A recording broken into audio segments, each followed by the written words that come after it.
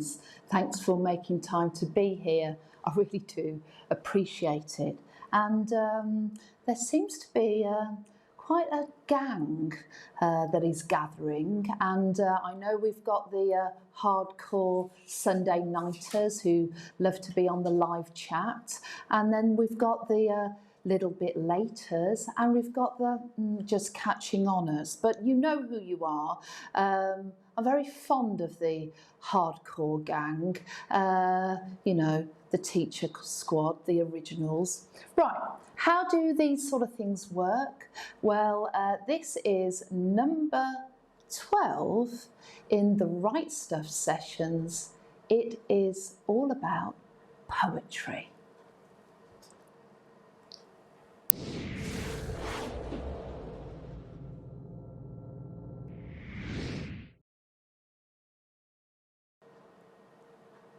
Okay, now you might be noticing Ian, who is my, you know, my partner, my husband, 25 years and all of that. He's the tech guy. He's a teacher and he's been on a very steep learning curve. Some of you have got used to Ian.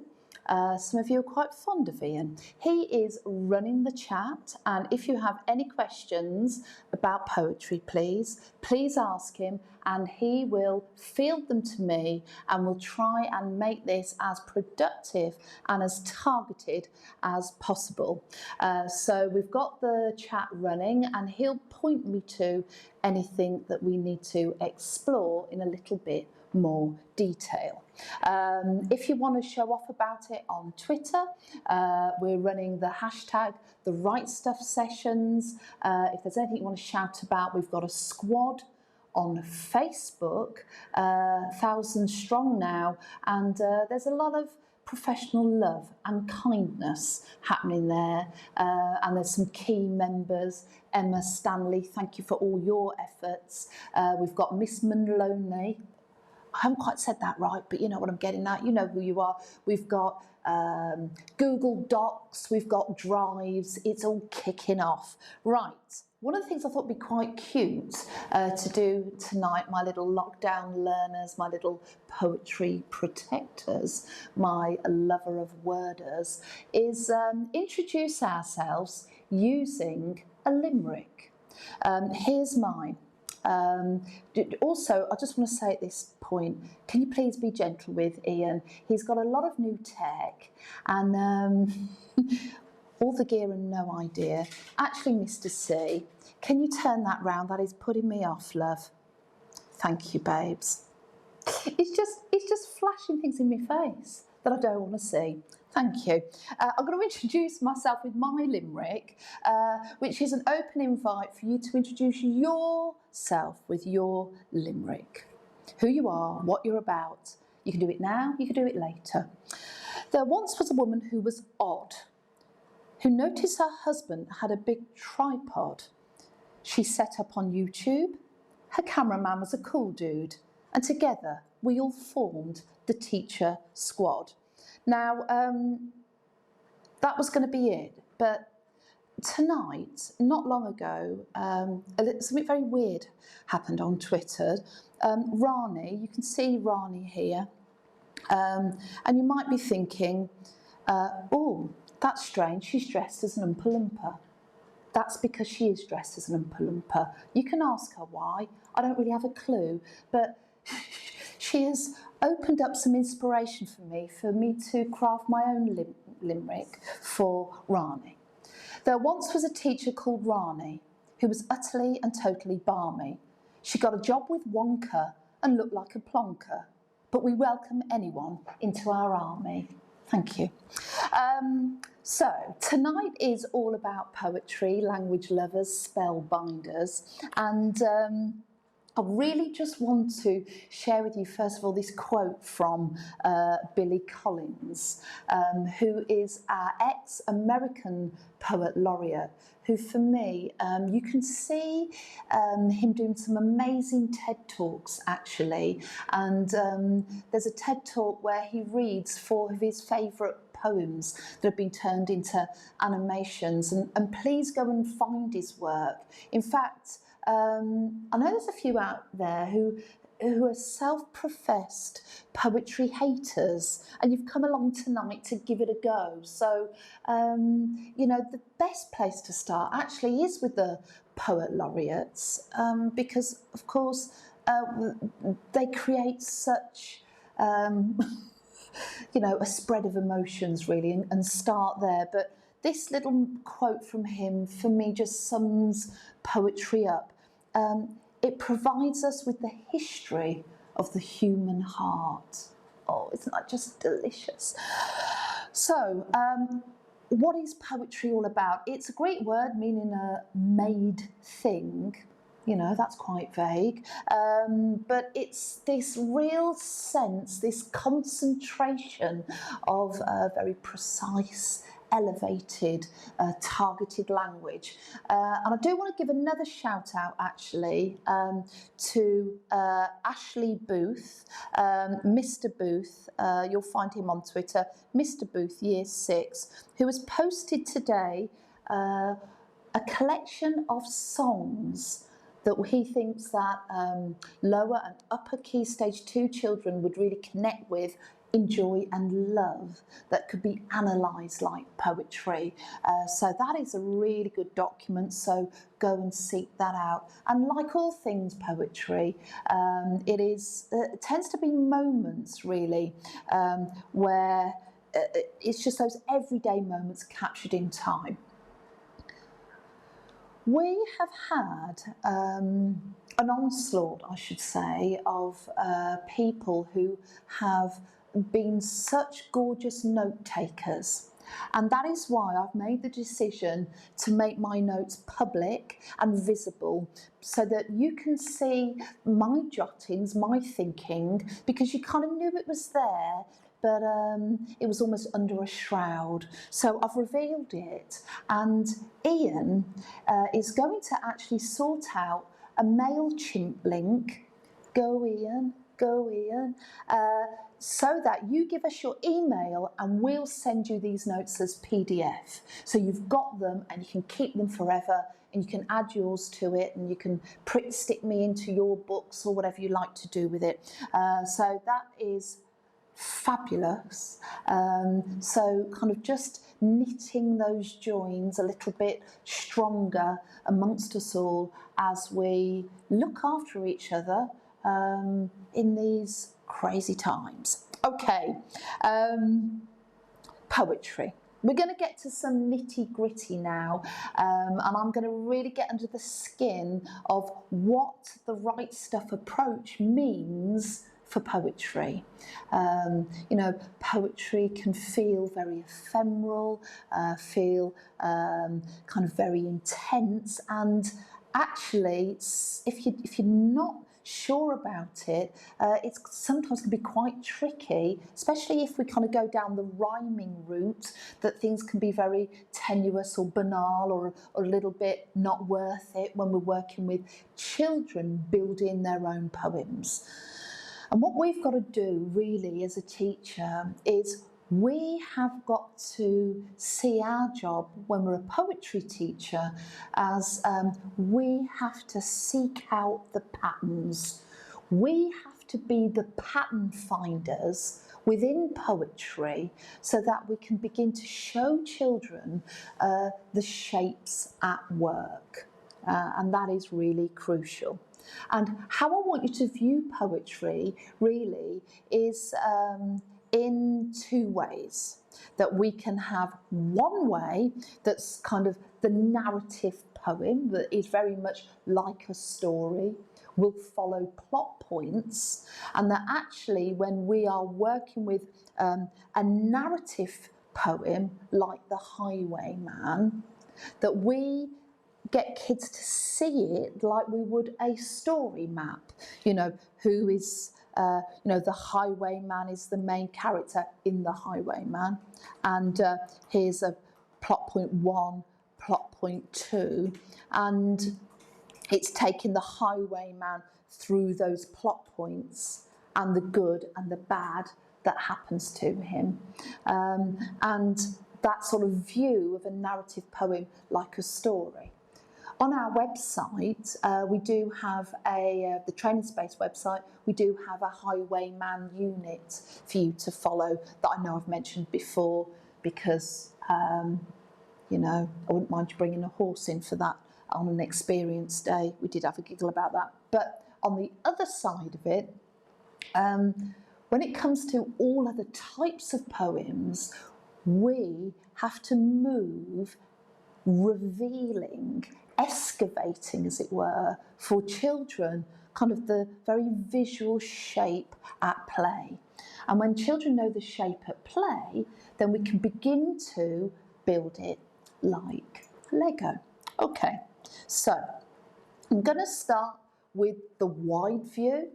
I'm hoping some of these messages will be familiar if you've listened along, you know, in chronological order, and you found this at the right time, session 12. I know some of you were a bit naughty, you know, getting excited, you know, you got a bit of wine in your hand and you're just going to drop in tonight, and it does stand alone, but it makes the most sense as a kind of a connected piece of thinking that is layering and jigsawing over time. But let's have a think about poetry in detail. What we have to do when we're dealing with as it were, a non-narrative poem and another type, we need to move like we're teaching non-fiction.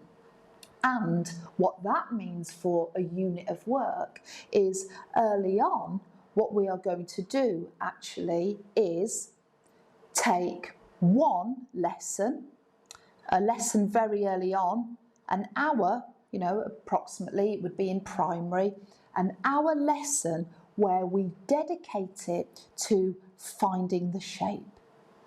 And what that would entail is reading the poem, enjoying the poem, performing the poem, but then also as a teacher showing the children the poem as an actual visual shape. And that is where actually nobody can really do that for you. You have to turn it into jigsaw style building blocks that mean things that you can explain. And I'm going to go through that. I'm going to make that more explicit tonight so you know exactly what I mean by that. So we're going to kind of delve deep into the how do we show children the shape of poetry. Yeah? Okay. So let's have a little look at kind of a teaching sequence when it comes to poetry. And this is the same sort of feel that a non-fiction unit would have. I want you to notice here, up at the top here of this, I say top, but I mean kind of the beginning of a unit of work. And this is based on the principle that in your timetable, you'd have an English lesson. It's probably about an hour. And you're going to hijack Monday to find the shape of a poem, you know, after you've read it. I'll explain what that is in a minute. And then on Tuesday, that continuation of finding a shape happens by children almost having the shape and, you know, lines from a poem cut up in an envelope, and they have to rebuild it and explain it to others the exact shape that we're working within. Okay, I'm just going to drop down and drill down into that a little bit more and then come back up to the unit of work. So let's take this absolutely gorgeous poem, The Sound Collector by Roger McGough. You know, if you've worked in primary like I have for donkey's years, this is what I would call one of those staples that we use quite regularly. Now, what I'd also like us to do as a bigger, kind, collective teacher squad is open a shared document on Facebook, you know, on Google Drive or something, and start, you know, some of us have Alzheimer's, some of us are too inebriated to remember, but there are young ones out there and there are sober ones, and we need your help. And what we're going to start doing is gathering a collection of damn good model poems where the patterns are strong, and we start collecting these, you know, because these are a really good place to start. You know, this is worth it. This is quality. We can feel it. We like it, and there's a really obvious shape here at play that we can begin to reveal to children. You know, like the diamond in the rough. Okay, and Sound Collector is a perfect example of one of those. So I'm going to read a little bit of this for you to get the gist, and then I'm going to show you how you might sort of extrapolate that sort of visual shape idea.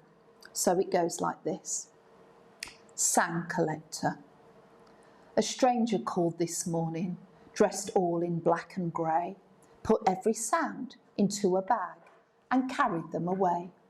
The whistling of the kettle, the turning of the lock, the purring of the kitten, the ticking of the clock, the popping of the toaster, the crunching of the flakes, when you spread the marmalade, the scraping noise it makes, the hissing of the frying pan, the ticking of the grill, the bubbling of the bathtub as it starts to fill, the drumming of the raindrops on the window pane, when you do the washing up, the gurgle of the drain, the crying of the baby, the squeaking of the chair, the swishing of the curtain, the creaking of the stair. A stranger called this morning. He didn't leave his name, left us only silence. Life will never be the same. I didn't really plan to read all of that, but isn't that the power of poetry? I got swept up in the moment. Just such a gorgeous poem here. And a Monday lesson at the beginning of the unit would be enjoying, performing, you know, Miss having a go, them having a go, taking it in turns. Let's just enjoy it. And then the teacher, strong dynamic whole class teaching, would move to explain very clearly what the shape is. Now, so I'm going to visually represent this. I'm just going to show you my initial notes when I'm doing something like drawing out the shape.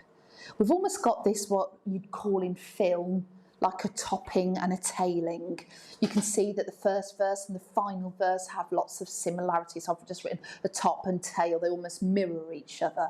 You know, a very set beginning and end, the introduction of the stranger, the leaving of the stranger. And then we seem to have this collection of sounds broken down into verses, and it's like sounds of the morning, sounds of the inside. I'll tell you what, I've crossed that one out, the third one there, in that sort of blue little map.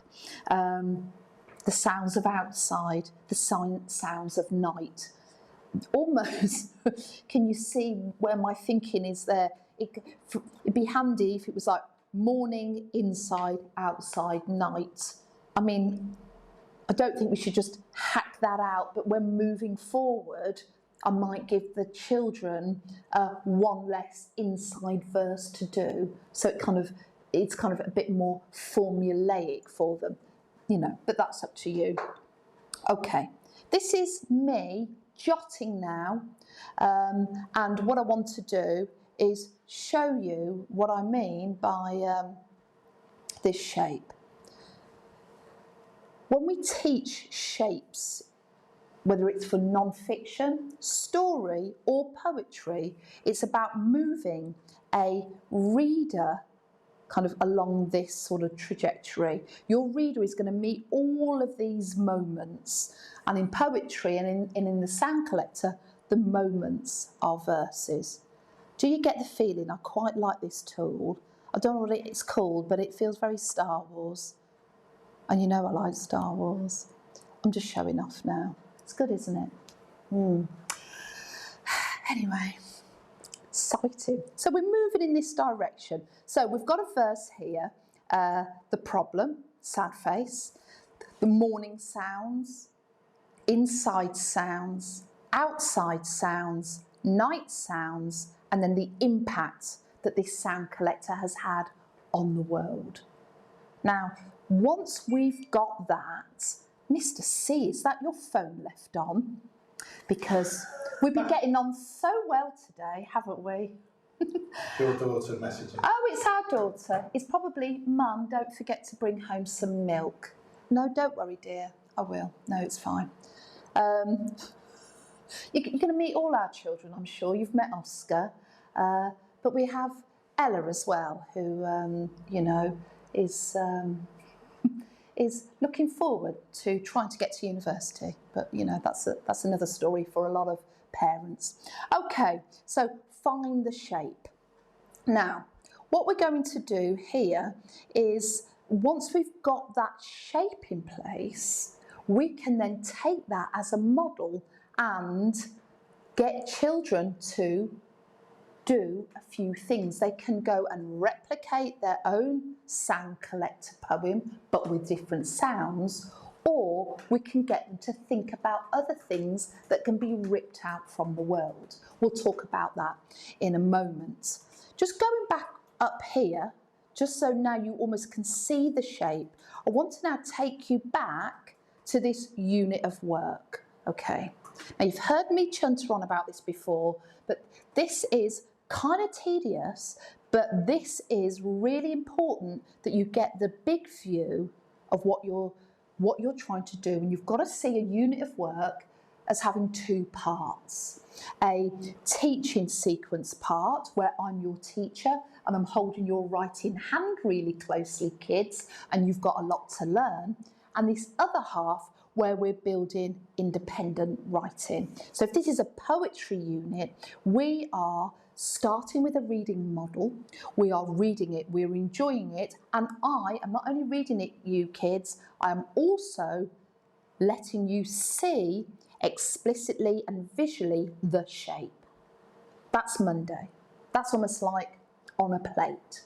Tuesday, what you're going to get, kids, is the sound collector cut up. So you'll have to rebuild it, thinking about the rhyme maybe, or which are inside and outside, morning and night, to help you, guide you to rebuild it, and giving you another chance to put back together a deconstructed text. Then, what am I going to do on Wednesday?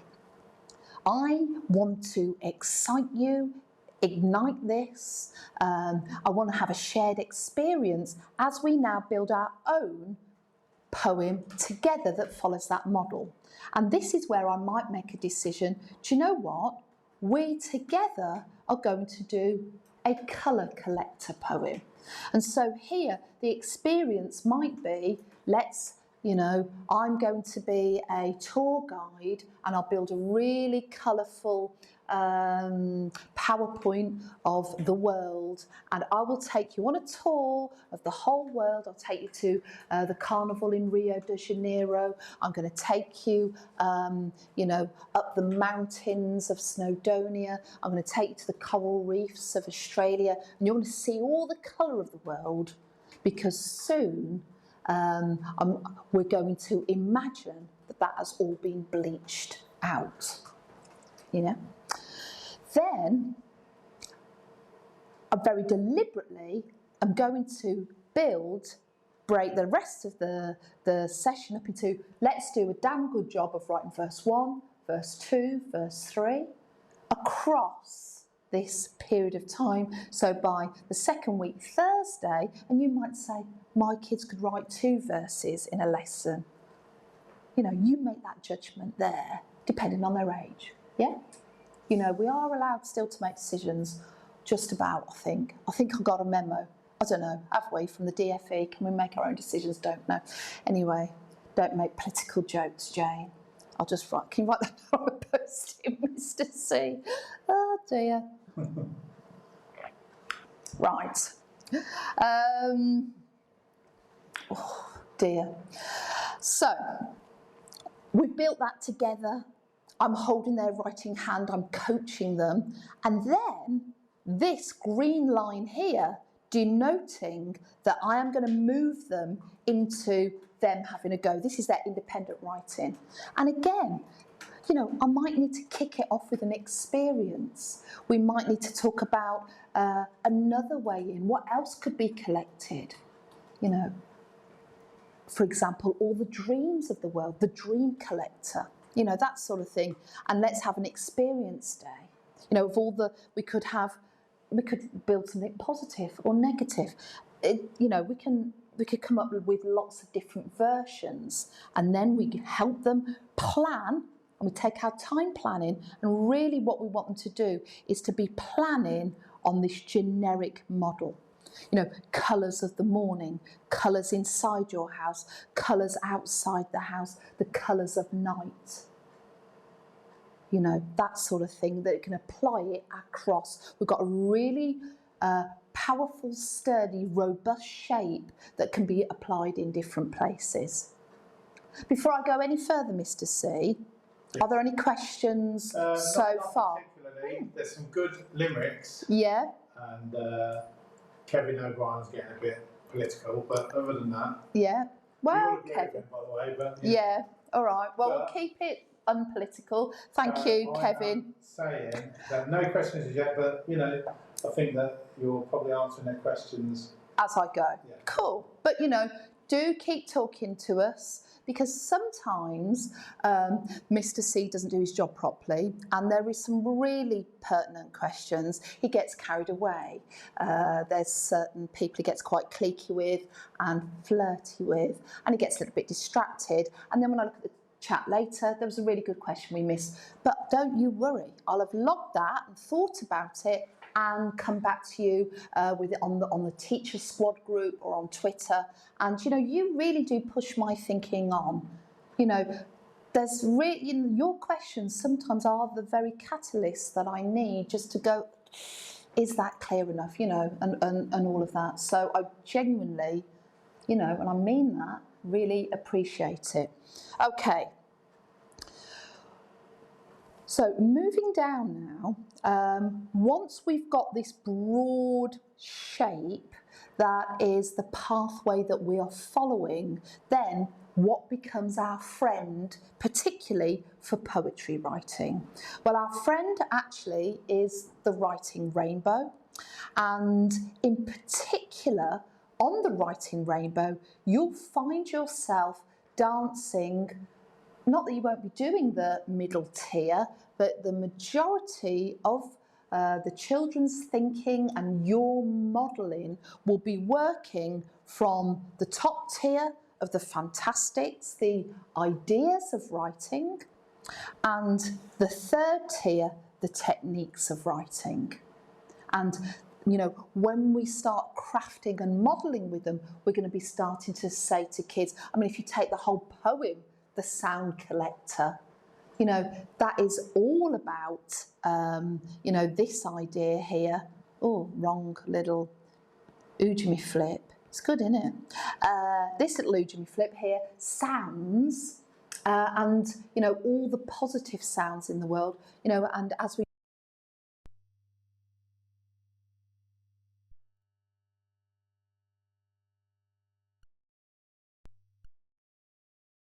Okay, folks, something to say here.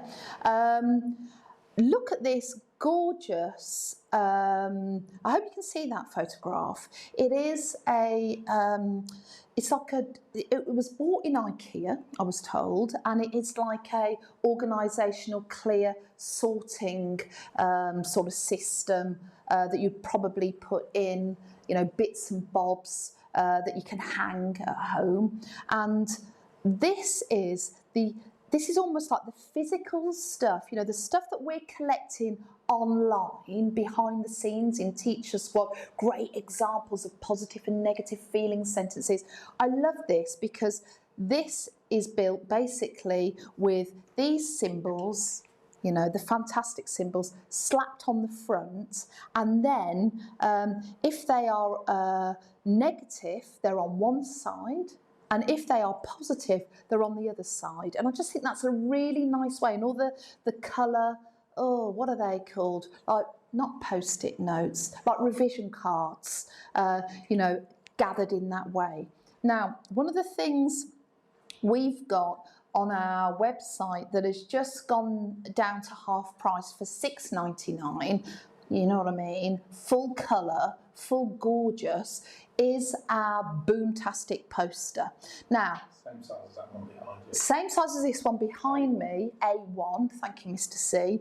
And that poster is a perfect little, what I would call, poetry pit stop, where you could build from the small writing rainbow symbols these little pouches, you know, around the poster, and you can say, and then this is where we can say, look at that, you know, we could laminate them. You know, I know Mrs. Gibb loves a laminator. Oh dear. Laminate them and say, look, this is a really good example of a metaphorical poem. This is a really good example of a poem that includes simile. And of course, there's poems where we'd have to go, does everything, does loads. Does loads is not the label I'd recommend, but you get my drift. And that is you know, all that work we've been talking about over time, about children getting a clearer and clearer understanding of what the writing rainbow means, because they are filing, they're putting things into compartments, and we want them to understand all of this in terms of poetry as well. You know, there could be snippets, there could be whole poems, just that kind of joyous celebration, you know, that spellbinding love of the wonder of words, you know, so crucial. And of course, just as I've got a little bit excited, I'm just going to lift. I know you know about this book, and if you don't know about this book, where have you been? There are lots of charities out there, because it's such an expensive book, that are funding free copies of the Lost Words to schools who haven't got it yet. So I'm sure there are people on Twitter and Facebook who know about that. But I just want to read the opening. How did the Lost Words come to be? It is the most beautiful collection of nature, poem and art. And if there was ever a book screaming to be a whole school project, you know, it's the Lost Words. It really is, you know, something that we should focus on for 2 weeks. We could take a piece of art and a poem and we could replicate it. But the opening here, to me, even though it's just for this book, seems like it's for the whole world of poetry. So I'm just going to read you a little bit. You hold in your hands a spell book for conjuring back these lost words. To read it, you will need to seek, find, and speak. It deals in things that are missing and things that are hidden, in absences and in appearances. It is told in gold, the gold of the goldfinches that flick through its pages in charms. And it holds not poems, but spells of many kinds that might just, by the old strong magic of being spoken aloud, unfold dreams and songs and summon lost words back into the mouth and the mind's eye. I mean, just stunning, you know, glinting beautifully, you know, just so beautiful, this book. And you look at the art there. And if you haven't got a copy in your school, I know there will be people who know about the charitable funds who can make sure you get one. Okay, I'm going to pick that book up again in a moment because there's something else I want to talk about locked in that book, actually. But I'm just going, I hope I haven't lost you, I'm going back to Sound Collector because I'm now talking about how because we are good at extrapolating the pattern, because we are good pattern finders and we are able to show kids the shape, not only do we need to, in poetry, show them a poem as a visual shape, we also need to reveal the rhyme scheme. So within one verse, we have A, B, C, B, so they can see where rhyme happens. And if we're going to do our own version of sound collector, you know, we need to, you know, give time to not only gathering morning sounds and night sounds, but then that other idea of actually what could the rhymes be. So up here in his poem, he has grey and away and lock and clock. But then they need to think about, well, if you gathered those words, actually, you know, what would be the rhyme? You know, if you're thinking about rain, oh, me and rhyme never get on. Let me just wipe that out, because then I'll send that off to you. You know how crap I am at spelling. Correct, I think. Was it crap or crap? It was correct. I always said it's crap. Oh, dear. But yeah, rain, away, that sort of thing. So that they're always thinking about not only the content, but rhyme that is going to work.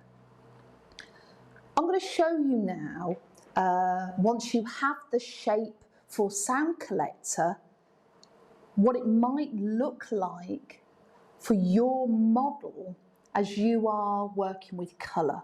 So I'm showing you now, it's the sort of thing you need to show children, all that background thinking as we move into the colour collector. So we could show them lovely colours of the morning, the sapphire of the sky, the emerald of the grass, rather. We could also show them, and this is crucial, that they are preparing rhymes that are worth it. So when we're trying to gather, well, what could rhyme with sunrise, you know, we've got to also show them words that aren't going to work.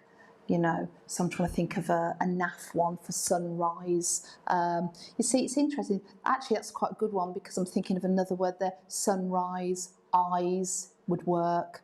You know, near rhymes, of course. Okay, this is your classic, guys. Isn't it lovely, guys? We've got to say, well, rejected. And it's really, you know, when I talk about teaching English more like maths, that's your moment. It's like, I don't think that's going to work. I'm going to reject it now. Otherwise, you're going to be in a place where, you know, the colour collector came, he stole the yellow of the sunrise. It was a bad day, guys.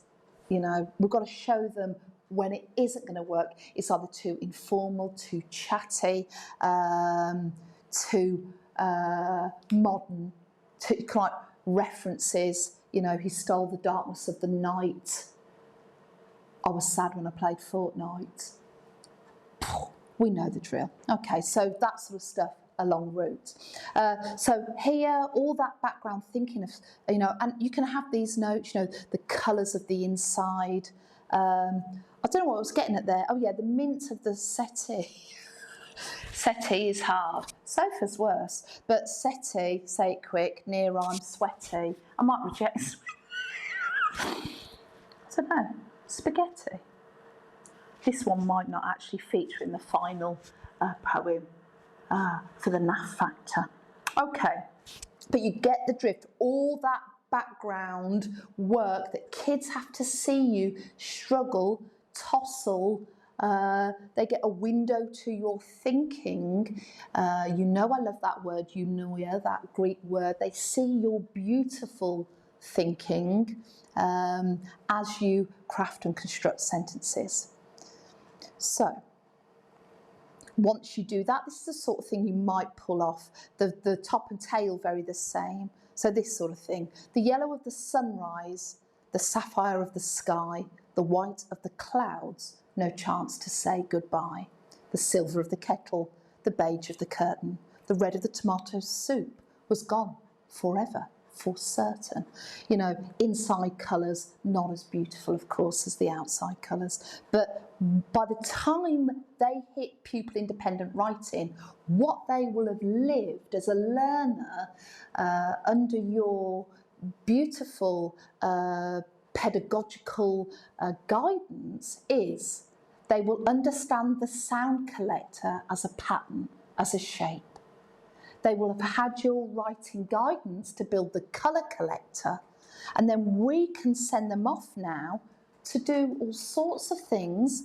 For example, the emotion collector, where, you know, the fantastic feeling becomes very dominant, and we could get them to look at all the positive feelings that have been ripped from the world. The optimism for a new start, the curiosity of an unopened book, the excitement for a friend's baby, all stolen by the feelings crook. Now, to me, in a way, the emotions collector has more mileage than the colour collector. So my thinking out loud, what I would be doing is, shall we deconstruct the sound collector? Shall we model together a positive emotions collector? And they can then go off and write a negative, you know, a story about the emotion collector where he's leeching and pulling all the negative emotions away. So the jealousy of a neighbour's lot, the inadequacy of an unlearned skill, the numbness of old wounds, they were taken against our will. But maybe, you know, I think kids, adults with their guidance, we'd be very good at the harsh, negative realities of life, the hurt, the damage. We'd be good at that stuff. But maybe it's probably flipped, that the kids look at the positive feelings that are taken.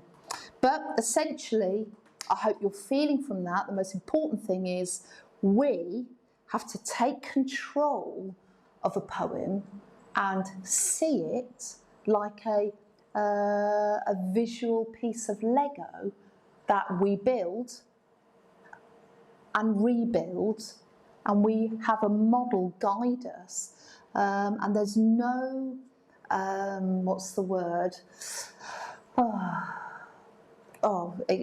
Put that in the trash, Mrs. C. There's no, we can't expect them to know that. We've got to make that really clear and explicit, transparent and colourful, so they can attach their learning to it and that we know where we are. Okay. You have some questions? Yeah, hit me up. Okay, so Kirsty McAvoy Stringer. Oh, thank you, Kirsty. Nice. A controversial question. Oh, go on then, Kirsty, do it. As writing poetry is not in all year groups on the curriculum, yeah. In fact, I believe it's only year 2, how do we persuade staff to spend 3 weeks, lost it, on a unit, on writing a unit? Apparently she's asking for a friend. Truly, a lot of what I talk about with the teaching of writing, and if we want to do a good job, Kirsty, goes beyond the curriculum. You know, we do have to look at the guidance in a national curriculum, but in terms of words and the value of language, we must meet poetry for all ages, and it's absolutely vital. It needs to be the beating heart of many curriculums, and we can't leave it behind. And so I really do think, you know, it might not be 3 weeks. You know, if you've got an upper key stage 2 class, and I'm saying, oh, under your guidance, write a verse a day, you know, we want to just slow it down and we want to do it well. But, you know, even that might be too damn slow, and we could write 2 verses in a lesson. We must do it. You know, it's such a concentrated gorgeousness of language. It really does need looking at, and the kids deserve it too. So I don't think people will need that much persuading, and you know, at the bare minimum, I really do think every year group should have a damn good unit on poetry where children can create their own, if not more. So, controversial question maybe, but we need to be brave in our curriculums, and we need to kind of value what the gift of poetry. But really gorgeous question. Yes. Any others? People just commenting on that. Okay. Well, look, we'll leave it there. Yeah, I will. The chat's moving so fast. Okay. He can't keep up. No. Don't quote him. I'm too technical. Don't quote him out of context. Right, okay. I'm just, you know, we're going to do the same again, slightly differently. About poetry. Can I just Yes. say something about poetry? Yeah. Think about it, it's a text type. So if you're teaching any sort of level of writing, it's just a text type, but it's like an essential text type just for its own beauty and experience and presence. Yeah, absolutely. And we wouldn't want kids to move through school without, experiencing, like a whole year without experiencing. And I know we perform it, but I do think we need to go that stage further. It's so beautiful that we do need to invest a bit of time. And it doesn't have to be as long as I say. If you think we could do, it could be that we take the whole shape and we model just another verse following that style. It doesn't have to be a big fat whammy unit, but you can see what I'm trying to get at here. It's the patternedness that we need to look through. Even in those, if you take, some really, I'm trying to think of her name now, but it's called The Dragonfly, and it's quite it hasn't got a pattern that's particularly obvious. It's deconstructed, it's kind of crumbling over, but essentially we can see in there it's kind of drenched in light and the language of jewels, and there's many patterns we can find, even if they're not obvious at first. Okay, if you look here, and I'm going to just do a big up for Joshua Siegel and I Don't Like Poetry. It's just, and all of his work is, on one level, it seems to talk to us in two ways. I'm just going to show you now this teaching sequence following a poem from his book. And his poem that he read to us at Reading Rocks is called Just a Book. And I'm trying to now, alongside each other, show you the poem and show you the shape. So I'm going to read this. I just want you to see, as I read it, how I've drawn out that shape. So right at the top, I've got a big Q because this poem starts with a question. Just a book. It's a letter in a bottle, bobbing blindly in the sea. It's a verdant leaf in summer, hanging halfway up a tree. It's a pebble sleeping softly in a gentle flowing brook. But it's never, no it's never, no it's never just a book. It's the topping on your pizza as it sits upon your plate. It's the fish that you've been after as you hook it with your bait. It's a cupboard of ingredients all waiting for the cook, but it's never, no it's never, no, it's never just a book. It's a soldier in a battle as he launches a grenade. It's a hunter in a forest as she sharpens up her blade. It's a playmate, it's a bully, it's a policeman, it's a crook. But it's never, no, it's never, no, it's never just a book. It's a parcel of ideas. It's a packet full of tools. It's a field full of freedom. It's a folder full of rules. It's a fancy flight of fantasy. So come and have a look. See, it's never, no, it's never, no, it's never just a book. And if you look here and you looked there alongside as well, we take the reader in this poem across the 4 verses and they meet 3 other objects, that are aligned with bookishness. 3 activities, 3 jobs, 3 ideas. But if you look back here at one of these sort of verse shapes we've drawn out here, not only do we have this sort of, look, this is a book aligned with 3 objects, you can also see the rhyming structure denoted down the side, as well as, every verse ends with but, it's never, no, it's never, no, it's never. So you can see that that is a pattern that returns. But ultimately, you know, this is where the writing rainbow comes into its own. So from a kid's perspective, this is drenched in metaphor and action, and we can do a lot of preparatory work around these ideas as we are thinking about objects, activities, jobs and ideas. So once we've drawn out the shape, we can work with kids to do something like just a school. You know, what could be, you know, in terms of a metaphor for school, you know, objects, a doorway, a key, a carpet. And you can see here me trying to think ahead, well, actually, what rhymes could work that still feel in the context of school? 3 activities that could happen in school: painting, laughing. Sometimes we're laughing, sometimes we're not. But that's when we're in a stock cupboard with our best friend, effing and jeffing. But yes, rule and school, so I'm thinking ahead there. And, you know, 3 jobs. And so it goes. So taking just a book, thank you Joshua Seagull, and then we're going to move it down into just a school. This is what you would work with the kids slowly. They'd see your thinking as you construct it over time. Just a school. It's a wide doorway to a bright open future. It's the internal hard drive of a computer.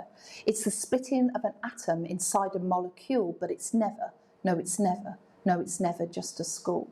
It's the painting of a landscape which changes with each stroke. It's the laughter over lunch at the current inside joke. It's the stretching and the bending of the latest rule, but it's never, no, it's never, no, it's never just a school. It's a pilot on a journey to a new and foreign land. It's a jeweller polishing a diamond ring on a hand.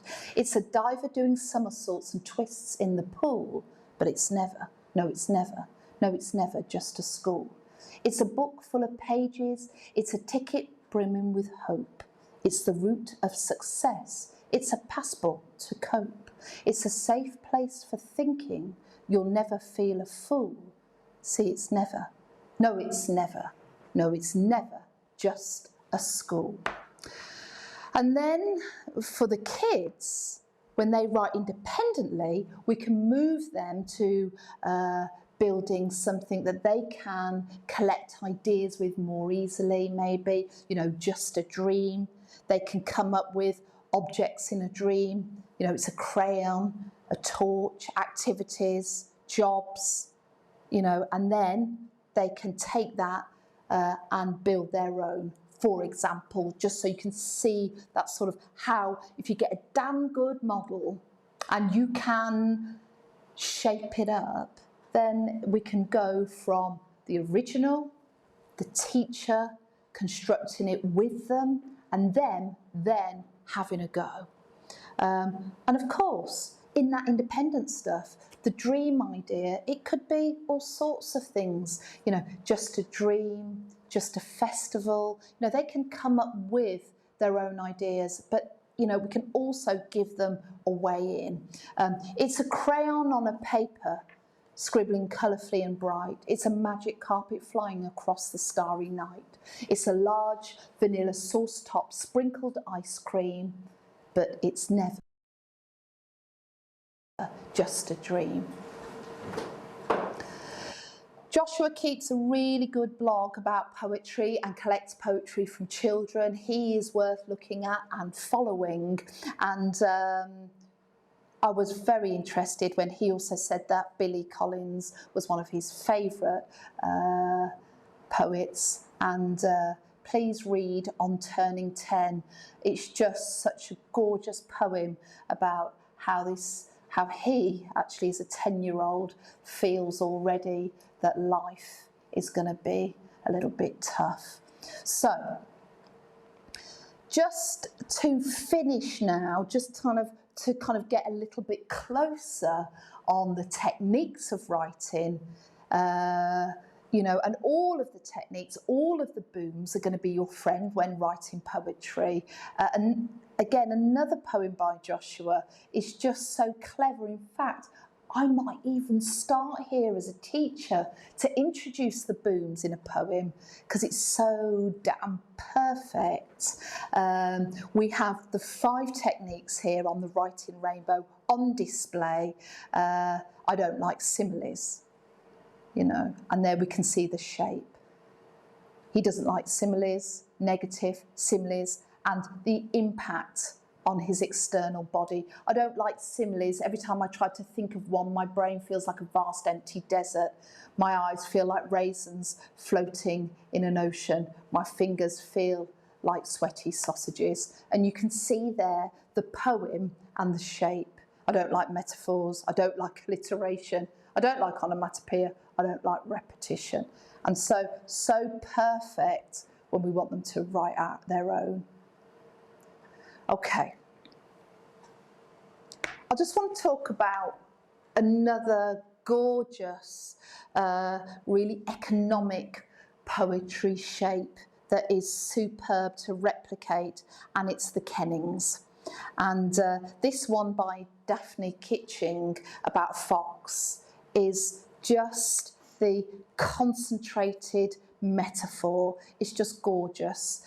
Wild howler, night prowler, free mealer, chicken stealer, earth liver, fright giver, rusty splasher, hunted dasher.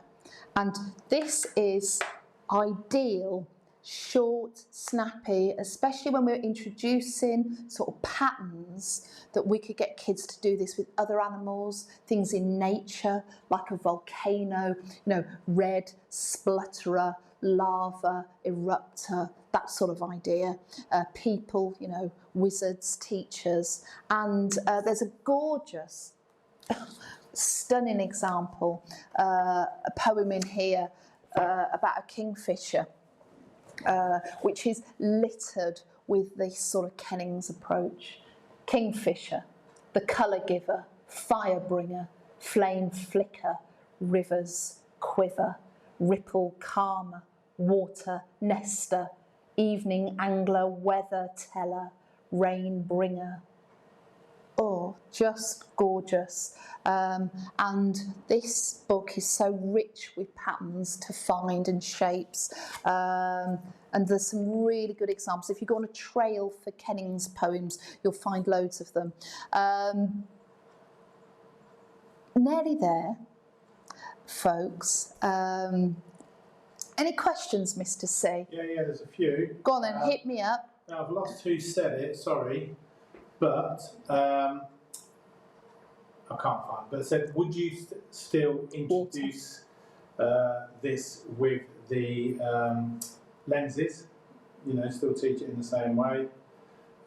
Yes. Yes. So that's a good question. So here, when you've got your shape on the go, so let's go back to a shape. Here we go. Here's our shape here. So we are going to follow this shape. No, it's never just a book. Just a book, question mark. Just a school, question mark. This is where, when we're thinking about it, we're thinking about positivity, negativity. When we're doing just a book, this is us doing a showcase of a book is more than this. A school is more than a building. So actually, don't be afraid when you're writing. Poems very often are going to be on one side of the street. They're either going to be kind of a positive intent poem or a negative intent poem. Don't feel like you have to dance. You know, you have to kind of... And so when we're doing just a school, just a dream, you know, we'll tend to be on the positive side. You know, if you're doing just a nightmare, it'd be on the negative side. So once you know what side of the street you're on, then actually, yes, we will be working now. We say, actually, we could drench this in feelings. We could drench this in, you know, sounds. We could drench this in metaphor, that sort of thing. Oh, click and drag, that sort of thing. And then putting it onto our map and saying, think about the sounds of the activities or what they look like, or build a metaphor really cleverly here. So yeah, you bring them in to help you. If they're getting in the way, don't confuse it. You know, it might be, I want them just to create the technique. I want them to write me a positive metaphor. And so every line is going to do that. Yeah, so that's a great question. Our job, of course, is to make it as transparent and as clear as possible. And we've got to have clarity about how it's building, how it's linking. And once we've got it, we're going to be okay. I don't know if you know this film by Trevor Millen, Jabberwocky. 'Twas Thursday and the bottom set, did Gar and Gimble in the gym. All Mimsy was Miss Borogrove, and the head of maths was grim. It's probably one of my favourite humorous poems. That's worth a look up. And I'm going to finish with this big message. So I'm going to start something off here, and I'd love you all to join in communally. And it's this: what poems are going to be most useful for primary age kids? They are ones that the pattern is strong. You know, that's probably where we need to kind of root their thinking. So these 4 poems are just gorgeous. The Dreamkeeper by Langston Hughes, Notes Towards a Poem by Judith Nichols, Poetry, Eleanor Franjon, and There Are Things That Lurk in the Library. I'm doing a big up for this book, a collection of poems about growing up in a city. This is a gorgeous book, and There Are Things That Lurk in the Library. You can find that poem in this book. This is a superb collection. So, my final message. I want you to love poetry. I want you to embrace it. If you're a hater, I want you to open your heart to it. When you listen to a poet read their own poetry, it is truly magical. Stephen Fry has written an excellent book on poetry, and the name now escapes me.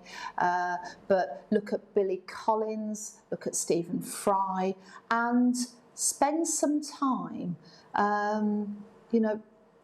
reading poems and finding your favourites. But as a teacher squad, what I want us to do is begin to gather those ones that are really strong models. Please get involved in the teacher squad. It's nothing to do with me, as in I didn't make it, I didn't invent it. Chiron built it, I think, for us, and it is growing, and it is unashamedly full of love and hugs and kindness, which is kind of what we need at the moment. And I'm not afraid to share that, share a bit of professional kindness about. In fact, I'm going to chuck it around like confetti. So I'm going to see you next Sunday at 7:30. And next Sunday, we're going to do something slightly different. I'm basically going to be here every Sunday until the 18th of May, when we kick off the bigger 10 sessions on reading. So I know you know about that, but that's a series of 10 sessions on reading. But next Sunday, I want to do a behind the scenes building of a narrative unit. Slow one, not flitting around, slow and beautiful on Grandad's Island. So you can go and find that unit online for free. We've got loads of units on the Training Space website for free. Go and download them. But I am going to, that's almost like it's finished, it's final. I'm going to let you see my behind the scenes thinking about how a unit is built. Following that, we're going to zoom into a slow rendition of how to build a non-fiction unit.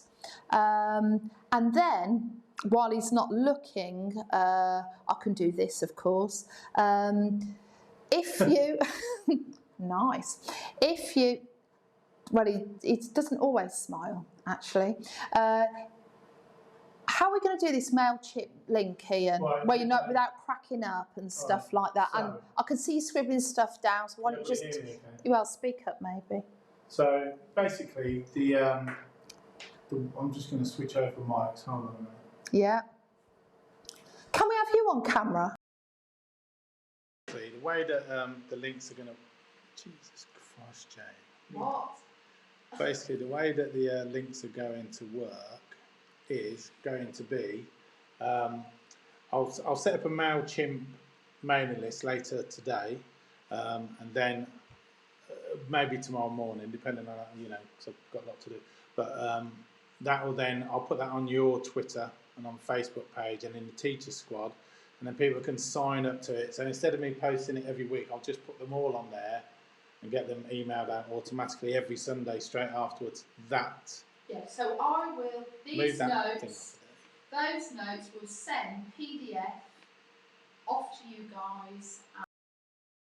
A lovely way that we can, and in fact, we can start sharing notes amongst ourselves, because I know we've got some extortionately good note takers out there, and that kind of community thinking. Yeah, t-shirts. Yeah, tell us about. I'm excited. Well, so the t-shirts are now no longer available. What we've done is they've gone off to be printed now. So if you've ordered one, they'll be printed. The printers are telling me, because we had more than what we was expecting, and it's only a small screen printing company, what they're going to do is it's going to take about 5 to 7 working days. As soon as we've got them in, we will start packing them and getting them out. Now, we know that people are having problems receiving their goods. The Royal Mail are really struggling at the moment, but they are getting there. We know that some people are having issues. Just bear with us on that, please. Okay. We are working through them, but hopefully within a couple of weeks, probably by half term, everybody's going to have their t-shirts and they can start posting them and all that sort of thing. So. Hoodies in the pipeline. Well, hoodies, as soon as I get these t-shirts sorted out, we can get the hoodies done. So. Yeah. But yeah, but we're obviously raising money for the Rainbow Trust. Okay, there is a discount for teachers who join Teaching Squad. But not on the t-shirts. But not on the t-shirts, but I don't know what the discount code is. Can't say. It's hashtag Teacher Squad, but I can't remember. You can't say we can't remember. We can't make announcements that we can't remember. Teacher Squad. Okay, right, we're going to call it a night. Thank you to the Lumper. Thank you for the inebriated. Thank you to everyone. Back here, 7:30 next week. Remember to subscribe, like, and other YouTuber stuff you do. See you all soon. Oh, I might see you tomorrow. Those mums out there, I might see, and dads, and others out there tomorrow. If you've got kids primary age, get them hooked tomorrow at 9:45 for Sentence Stackers. Thank you, everybody. Good night.